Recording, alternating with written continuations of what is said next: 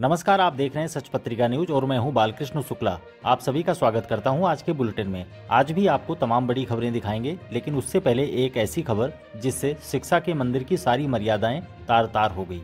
यदि आपको हमारी खबरें पसंद आती है तो चैनल को सब्सक्राइब करें और बेल आइकन वाले बटन को जरूर दबाएं। अब देखते हैं खबरें विस्तार से। पहली खबर खेड़की वीरभान स्कूल से। कोटपुतली के खेड़की वीरभान ग्राम स्थित राजकीय उच्च माध्यमिक विद्यालय में शनिवार को हुई एक घटना ने अनुशासन और शिक्षा के मंदिर की मर्यादाओं को तार तार कर दिया। शिक्षकों और बच्चों के सामने ही आपसी विवाद के चलते स्कूल की प्रिंसिपल और वरिष्ठ अध्यापिका के बीच मारपीट हो गई। घटना इतनी बढ़ गई कि सूचना पर पुलिस को मौके पर पहुंचना पड़ा। घटना के बाद अध्यापिका को इलाज के लिए अस्पताल पहुंचाया गया। उन्होंने प्रिंसिपल के खिलाफ पुलिस थाने और विभाग के अधिकारियों के समक्ष परिवाद पेश किया है। पूरे घटनाक्रम के बाद स्कूल के अन्य शिक्षक भी प्रिंसिपल के विरुद्ध लामबंद हो गए हैं। वरिष्ठ अध्यापिका सन्नी तंवर ने बताया कि शनिवार दोपहर को उनकी तबीयत खराब हो गई थी और इस पर वह प्रधानाचार्य अनीता मीणा से सीएल मांगने गई थी। इससे वह गुस्से में आकर उनके ऊपर रजिस्टर फेंक दिया और कई थप्पड़ मारे, जिससे उनके चेहरे पर चोटें आई है। आरोप है कि पीड़ित अध्यापिका की आवाज़ सुनकर वहां पहुंची एक अध्यापिका ने घटनाक्रम का वीडियो बनाने की कोशिश की तो प्रिंसिपल ने उनका मोबाइल छीनकर पटक दिया। मामले में अध्यापिका ने पुलिस थाने में प्रिंसिपल के विरुद्ध परिवाद पेश किया है। वहीं शिक्षा विभाग के अधिकारियों से भी पूरे घटनाक्रम की शिकायत की गई है। परिवाद में अध्यापिका सन्नी तंवर सहित शिक्षिका संगीता, रेखा, सुनील, कविता, अनीता, निशा, राकेश व लल्लू राम ने भी प्रिंसिपल की शिकायत की है। उनका यह भी कहना है कि प्रिंसिपल की मनमानी के चलते शिक्षक व विद्यार्थी परेशान हैं और वह स्टाफ को अपमानित करती रहती हैं। इधर उक्त घटना को लेकर ग्रामीणों में भी गहरा रोष व्याप्त हो गया है। मामले में थानाधिकारी राजेश कुमार शर्मा का कहना है कि शिक्षिका की ओर से रिपोर्ट मिली है, जिसकी जांच शुरू कर दी गई है। दूसरी ओर मुख्य ब्लॉक शिक्षा अधिकारी भागीरथ सिंह मीणा का कहना है कि घटना की सूचना मिलते ही उन्होंने प्रिंसिपल व अध्यापिका को झगड़ा नहीं करने के लिए पाबंद करा दिया था। अब शिकायत मिली है, इसकी सूचना उच्च अधिकारियों को भी दे दी गई है। पूरे घटनाक्रम की सघन जाँच कराई जाएगी। दूसरी ओर मामले में प्रिंसिपल का पक्ष जानने के लिए उनके पास फ़ोन किया गया, लेकिन उन्होंने फ़ोन रिसीव नहीं किया। अगली खबर राजकीय बीडीएम हॉस्पिटल से।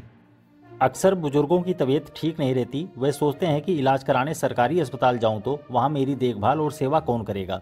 लेकिन अब इस तरह की चिंता में डूबे बुजुर्गों के लिए एक राहत भरी खबर है। इसके लिए कोटपुतली के राजकीय बीडीएम जिला अस्पताल में वृद्धावस्था विशेषज्ञ इकाई बनाया गया है और उसका नाम रामाश्रय दिया गया है।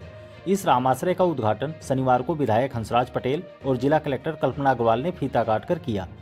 राम आश्रय में बुजुर्गों की सेवा के साथ साथ इलाज भी बेहतर ढंग से हो सकेगा और उसमें जांच के लिए आवश्यक उपकरण भी लगाए गए हैं। विधायक हंसराज पटेल ने अस्पताल प्रशासन को रामाश्रय का संचालन बेहतर ढंग से करने के निर्देश देते हुए कहा कि बुजुर्गों की सेवा करने का यह अच्छा अवसर है। इस दौरान कलेक्टर कल्पना अग्रवाल ने भी रामाश्रय में सुविधाओं का विशेष ध्यान रखने पर जोर दिया और मरीजों और उनके परिजनों से बातचीत करते हुए अस्पताल की व्यवस्थाओं पर चर्चा की। साथ ही अधिकारियों को जरूरी निर्देश भी दिए। इससे पहले पीएमओ डॉक्टर सुमन यादव ने विधायक व कलेक्टर का स्वागत किया। अब आपको बताते हैं कि राम आश्रय में क्या क्या सुविधाएं मिलेंगी। पीएमओ डॉक्टर सुमन यादव ने बताया कि राम आश्रय में वृद्धजनों के उपचार और देखभाल की विशेष व्यवस्था की गई है। वार्ड में 10 फाउलर बेड स्थापित किए गए हैं, जिनमें से 5 बेड महिलाओं के लिए आरक्षित हैं। बेड के पास नर्सिंग अलार्म सिस्टम लगाए गए हैं ताकि आपात स्थिति में वृद्धजन तुरंत नर्सिंग स्टाफ को बुला सकें।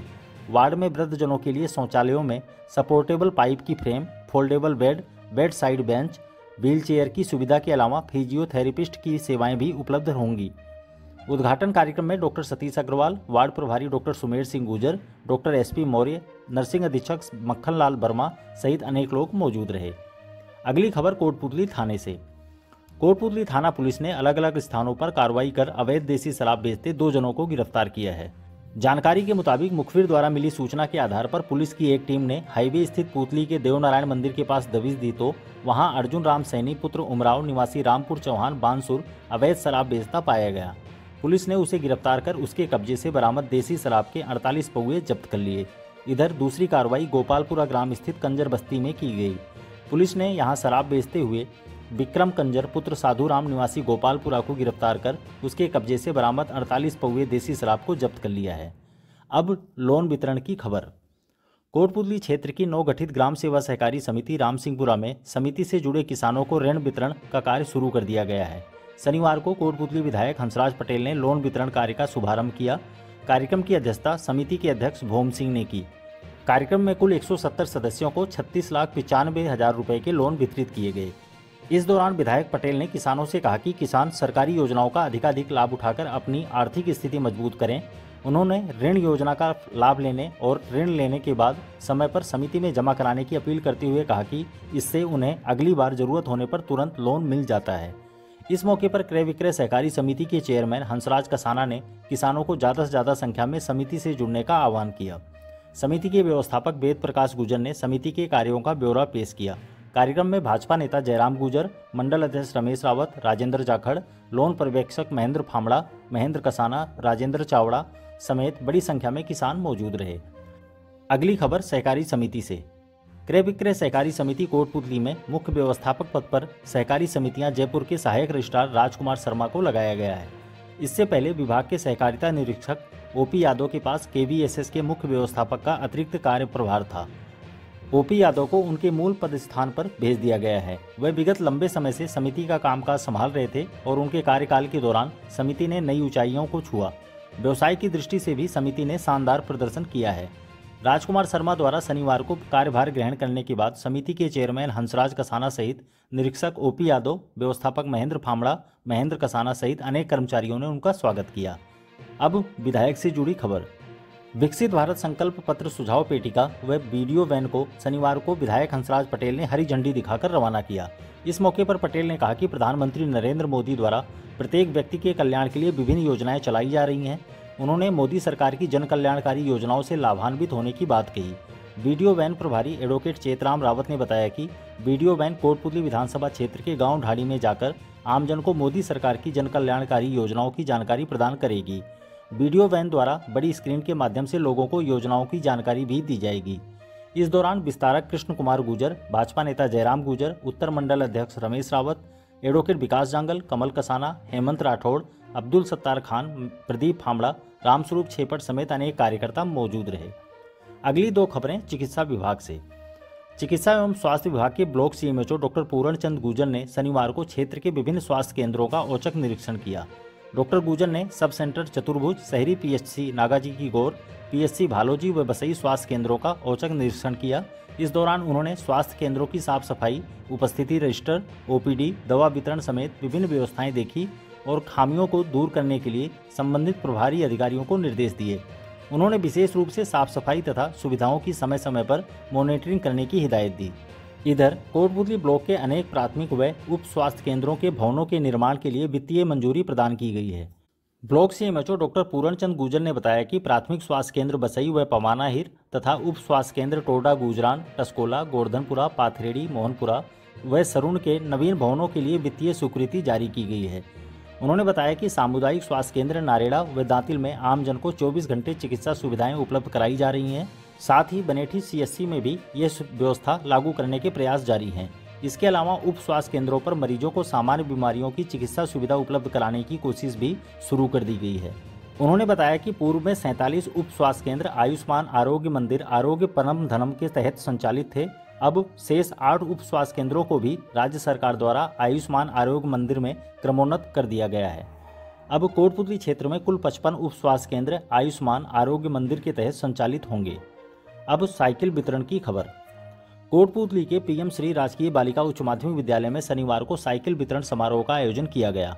बालिका शिक्षा को बढ़ावा देने के उद्देश्य से लागू की गई साइकिल वितरण योजना के तहत कुल 316 छात्राओं को साइकिलें बांटी गई।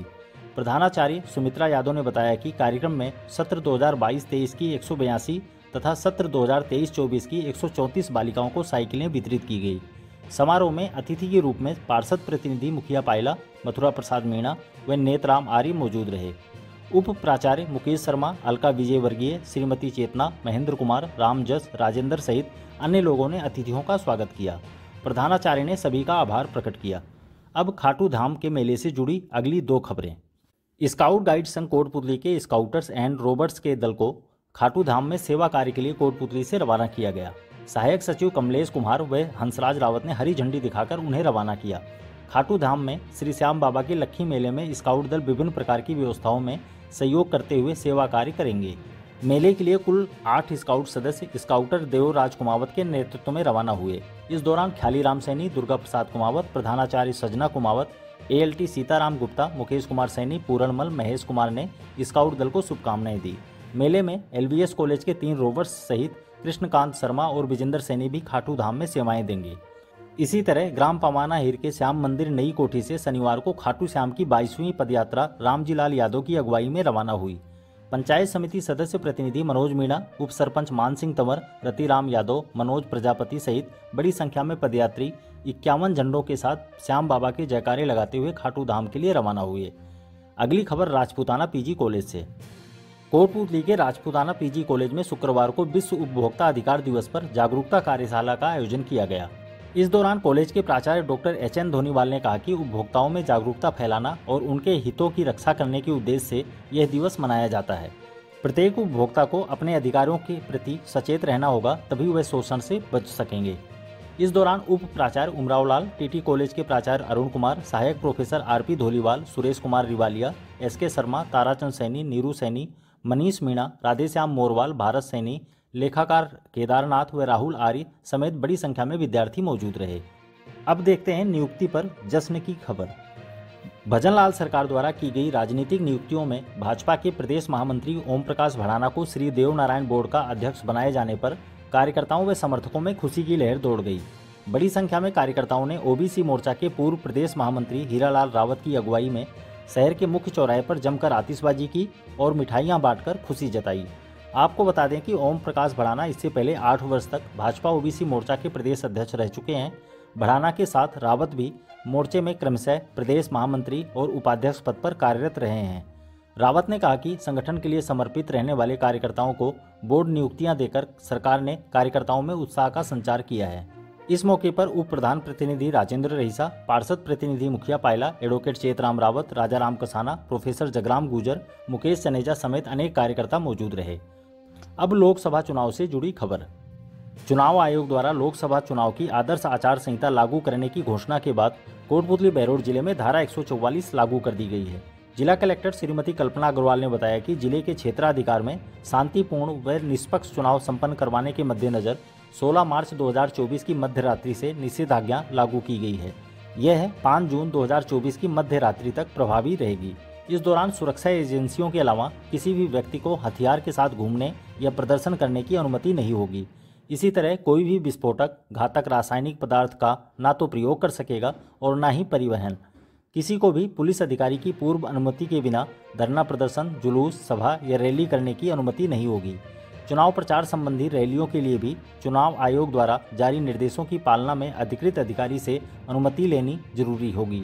सोशल मीडिया पर किसी भी तरह का कोई दुष्प्रचार नहीं किया जा सकेगा। सर्वोच्च न्यायालय के निर्णय की पालना के अनुसार रात्रि 10 बजे से सुबह 6 बजे तक ध्वनि विस्तारक यंत्रों के उपयोग पर भी पाबंदी रहेगी। कलेक्टर ने कहा कि इन सभी निर्देशों का उल्लंघन करने वालों के खिलाफ कानूनी कार्रवाई भी की जा सकेगी। और अंत में विद्युत निगम में हुए तबादलों से जुड़ी खबर। जयपुर विद्युत वितरण निगम ने कोटपूतली में तैनात अनेक अधिकारियों के तबादले किए हैं। जानकारी के मुताबिक निगम के एक्सियन मयूर ध्वज शर्मा को वैर एक्सियन लगाकर उनकी जगह राधेश्याम बंसल को लगाया गया है। वहीं एक्सियन तथा प्राविधिक सहायक सुरेश चंद गर को शाहपुरा एक्सियन के रूप में तैनात किया गया है। इसके अलावा कोटपूतली AN मनोहर यादव का तबादला मनोहरपुर किया गया है। उनकी जगह दीपक मिश्रा को लगाया गया है। इसी तरह नारेड़ा AN ऊधम सिंह यादव को प्रतापगढ़ लगाकर उनके स्थान पर विष्णु दत्त शुक्ला को तैनात किया गया है। दूसरी ओर नागल पंडितपुरा JN परमजीत यादव को मालाखेड़ा तथा ग्रामीण JN मुकुल यादव को सोडावास JN लगाया गया है। आज के लिए बस इतना ही। दोबारा मिलते हैं इसी तरह की दूसरी ताज़ा खबरों के साथ। नमस्कार।